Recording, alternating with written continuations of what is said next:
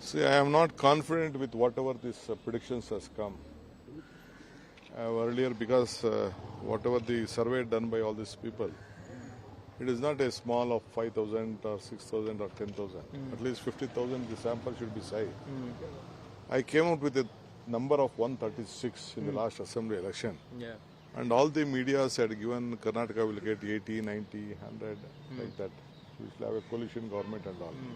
But I was very firm that 136. That is why I had made a separate survey.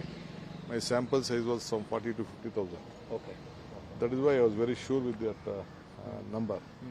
Now I don't agree with this number because in Karnataka we have done best among my experience in the last 40 years. There was no Modi wave in Karnataka. And there was a lot of whatever we have given to we had promised to the state of Karnataka on our 5 guarantees. Right. That has implemented very well. And the entire people of Karnataka are very happy. The woman is very happy.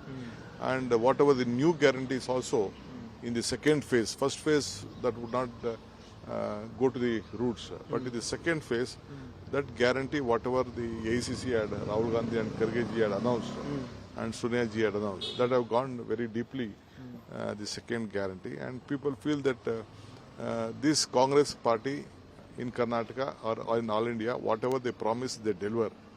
And Congress party always stood for the development of all sections of the society.